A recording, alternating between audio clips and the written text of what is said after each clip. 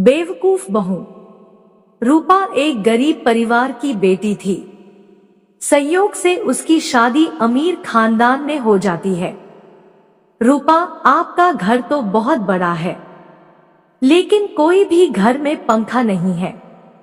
बोले होते तो पापा से बोलकर एक पंखा मंगवाई देते। बताओ अब क्या करें? आप भी ना। शंकर, पगली, पंखा इसलिए नहीं लगाया क्योंकि हमारे यहाँ एयर कंडीशन लगा हुआ है और इसके होने से पंखे की जरूरत नहीं होती। रूपा, एयर का कमीशन तो हमारे गांव में भी लेता है। बिजली वाला 4 पंखा का 400 रुपए कमीशन लेता है, पर हमारे पापा 200 रुपए देकर काम चला लेते हैं। कहो तो पापा से बात करके यहाँ भी सेट करवा दूं। बताओ, बहुत जान पहचान है पापा की। शंकर, अरे पगली, उसे कमीशन कहते हैं और इसे कंडीशन। तुझे कैसे बताऊं अब? रूपा, हाँ, कंडीशन। हमारे गांव में सब कमीशन नहीं जानत है, कंडीशन कोई नहीं जानता। हम सोच रहे कि ससुर जी के 2 पैसा पापा से कहकर बचत कर दें, घर में 4 गो पंखा लग जाएं। लेकिन यहाँ तो हमारे मजाक बनावल जात। अब से हम कुछ ना बोलब, कौन फायदा। दरवाजा खिड़कियां काहे बंद कर रहे हैं? एक तो रूम में एक को पंखा नहीं है, ऊपर से खिड़कियों को भी बंद कर दीजिएगा, तब तो गर्मी से दम ही घुट जाएगा। खोला, जल्दी खोला खिड़की। शंकर, 1 मिनट रुको जरा, देखते जाओ अब। रूपा, अरे नहीं, खोलिए खिड़की दरवाजा। हमारे गांव में घर में खिड़की में पल्ला भी नहीं लगा है। रात में पुरवैया ऐसी लागत है कि हम शिमला में सोए हैं, लेकिन सवेरे जब धूप की रोशनी आवत है तो लागत है कि रात भर में शिमला से बीकानेर पहुंच गए। शंकर, अब कुछ महसूस हो रहा है? बताओ कैसा लग रहा है? रूपा, ठंडा हवा कहाँ से आ रहा है? बर्फ की सिल्ली बाबूजी से मंगाए है का छत पर। हम लोग भी बाल्टी से पानी डालते थे, लेकिन ये तो कनकने लगता है जी। ऐसा कैसे बतावा जी? ये कैसे भवा? शंकर, ये गर्म हवा के ठंडा करने वाला मशीन है और ठंड में गर्म हवा देता है। अब गर्मी में भी शिमला का मजा ले सकती हो। रूपा, अजी बहुत ही ठंडा हवा निकल रहा है, मशीन बंद कर दीजिए नहीं तो हमारी कुल्फी ही जाम जाई। रूपा की सास सुनीता बहुत ही कंजूस औरत थी। वो बहू के कमरे में आती है और कहती है, सुनीता बहू, अरे बहू चल देख तुमसे मिलने कौन आई है। हाय हाय हाय, कल ही 25,000 रुपए का बिजली का बिल भरा गया है। तुम लोग एसी चलाकर बैठे हो, तुम मुझे कंगाल करके ही मानोगे ना? शंकर, अरे नहीं माँ, वो तो मैं ही रूपा को ऐसी दिखा रहा हूँ इसलिए ऑन किया था बस। और कौन सा इतनी देर में कुछ ज्यादा बिल आ जाएगा। सुनीता, बाहरी दुनिया एक दिन में जोरू का गुलाम बन गया। चल बहू ड्राइंग रूम में जल, तुझसे मिलने आए हैं खास लोग, चल जल्दी आजा। ड्राइंग रूम में रूपा की ननद नैना आई हुई थी, जो शादी में बेटा रवि की परीक्षा के कारण नहीं आ पाई थी। नैना, अरे भैया, कहाँ छुपा के रखे हो अपनी रूपवती को? मम्मी के कहने पर भी अभी तक झलक नहीं दिखलाई है। शंकर, अरे अभी तक नहीं आई? माँ के आने के तुरंत बाद उसे ड्राइंग रूम में भेजा था। 1 मिनट मैं अंदर देख कर आता हूँ। रूपा, ए जी इधर आओ ना, एको बात पूछनी है आपसे। शंकर, अरे तू यहाँ खड़ी है और नैना ड्राइंग रूम में वेट कर रही है। रूपा, वही ड्राइंग रूम तो खोज रही हूँ पिछले आधे घंटे से। एक यहीं पर तो ड्राइंग लगी हुई है, लेकिन इसमें रूम कहाँ है? यहाँ आप ही बताओ, मैं क्या करूं? शंकर, अरे पगली, ड्राइंग रूम बाहर के कमरे को कहते हैं जहां मेहमान लोग आकर बैठते हैं। अब चल जल्दी, नैना कब से वहां बैठी हुई है। रूपा, वो तो हमारे गांव में द्वार कहलाता है, चलिए चलते हैं। नैना, आइए भाभी आइए, मेरा नाम नैना है, मैं आपकी ननद हूं। मेरा बेटा रवि का एग्जाम था, इसीलिए शादी में ना आ सकी। ये लो तुम्हारा गिफ्ट, फॉरेन से लाई हूं, एकदम स्पेशल, बिल्कुल आपके जैसा। रूपा, फौरन लाने की जरूरत थी, थोड़ा लेट ही ले आती। हम कौन भागे जा रही थी बताओ। शंकर, अरे पगली, फौरन नहीं फौरन। रूपा, मुझे इतनी बुद्धि है कि फौरन और फौरन में अंतर कर सकूं। फौरन सब्जी, दाल, तड़का आदि में पड़ता है और फौरन मतलब जल्दी होता है। शंकर, अरे पगली, फौरन मतलब विदेश से गिफ्ट लाए हैं। रूपा की बातों पर सब हंस पड़ते हैं। रूपा को लगता है कि सभी उसका मजाक उड़ा रहे हैं। वो मायूस हो जाती है। रवि, मामी भूख लगी है, पास्ता बनाओ ना, और जल्दी बनाना मामी। रूपा, ठीक है बेटा, मैं अभी किचन से बनाकर लाती हूँ। रूपा स्वयं से, पिस्ता को अमीर लोग आजकल पास्ता कहते हैं, शायद पिस्ता लेकर ही जाती हूँ। रूपा, लो बेटा, अपना पास्ता खा लो। रवि, पर मामी ये तो पिस्ता है, हम लोग तो पिस्ता ही कहते हैं। आप जैसे आजकल के बच्चे पास्ता कहते हैं, इतना तो पता है मुझे। शंकर, पगली, पास्ता मैगी जैसा होता है और पकाया जाता है।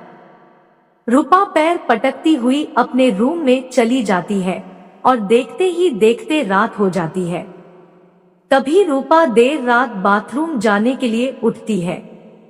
उसी समय नैना कान में ब्लूटूथ हेडफोन लगाए हुए गाना सुन रही थी और लॉन्च में टहल रही थी। बीच बीच में वो गाने की रिदम पर थिरक भी रही थी। रूपा की नजर जब लॉन्च में थिरकते हुए नैना पर गई तो उसे लगा कि नैना को मिर्गी आई है। वह दौड़ के जाकर ससुर जी वाला जूता ले आई और नैना को सूंघाने लगती है। जूता की बदबू से नैना बेहोश हो जाती है। कुछ देर बाद होश आने पर नैना कहती है, नैना भाभी, ये सब क्या किया आपने? आपने मुझे जूते क्यों सूंघाए? रूपा, आप लॉन्च में उछल कूद कर रही थी तो मैं सोची कि आप पर भूत आई है। हम डर गए, लेकिन अगले ही पल याद आया कि मिर्गी का दौरा भी ऐसे ही पड़ता है, इसीलिए पापा वाला जूता मैंने लाकर आपको सूंघा दिया। नैना, वो मैं अपना वायरलेस ईयरफोन पर माइकल जैक्सन का गाना सुन रही थी, लेकिन आपके पास तो मोबाइल थी ही नहीं और तार भी कान में नहीं लगा था। तभी शोर सुनकर वहां पर शंकर आ जाता है और रूपा को कहता है, शंकर, अरे पगली, ब्लूटूथ से कनेक्टेड होता है मोबाइल और 100 मीटर तक कहीं से भी बिना तार के मोबाइल की आवाज सुन सकते हैं। नैना, चल बेटा, रवि यहाँ 2-3 दिन और रह गए तो हॉस्पिटलाइज्ड होना पड़ेगा, पता नहीं क्या क्या खाने को मिलेगा। शंकर, नाराज क्यों होती हो?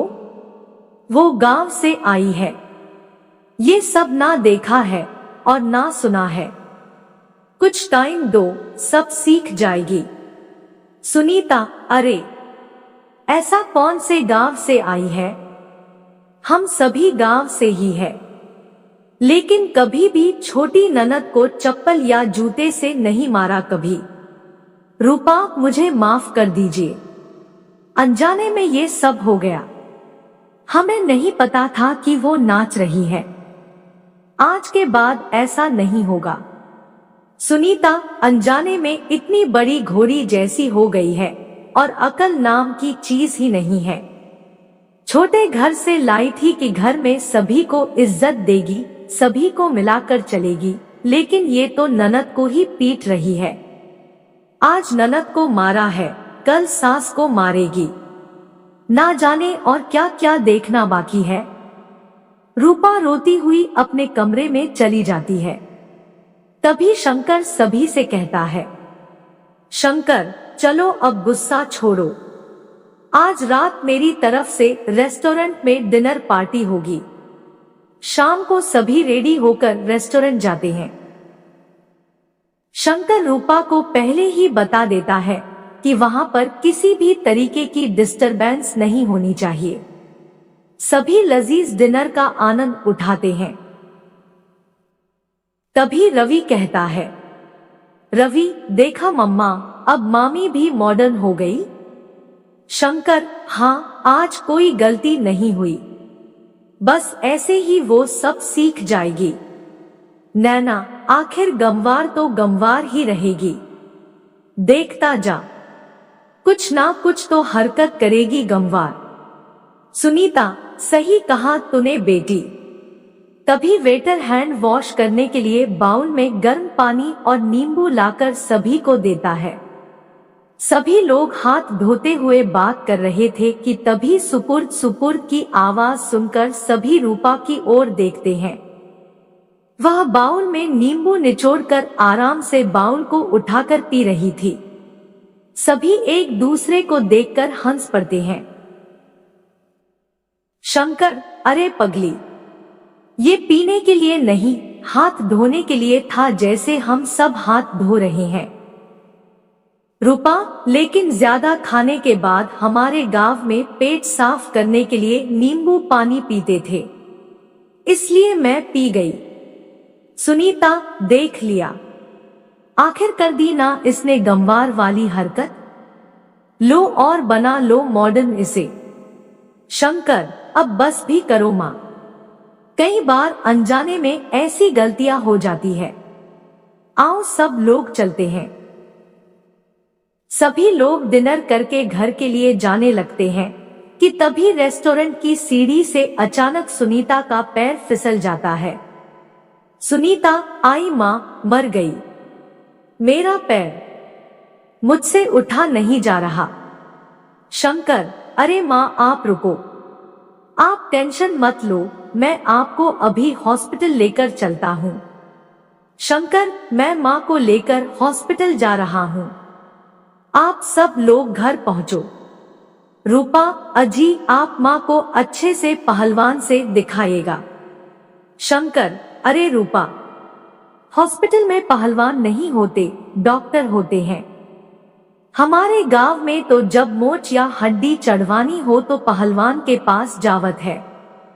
शंकर, अरे अभी तुम लोग घर जाओ, मैं माँ को चेक करवा के घर आता हूँ। हॉस्पिटल में डॉक्टर ने सुनीता को चेक किया, पैर में प्लास्टर चढ़ गया। 45 दिनों का बेड रेस्ट करने को डॉक्टर कहता है। उस टाइम रूपा ने सुनीता की जी जान से सेवा की।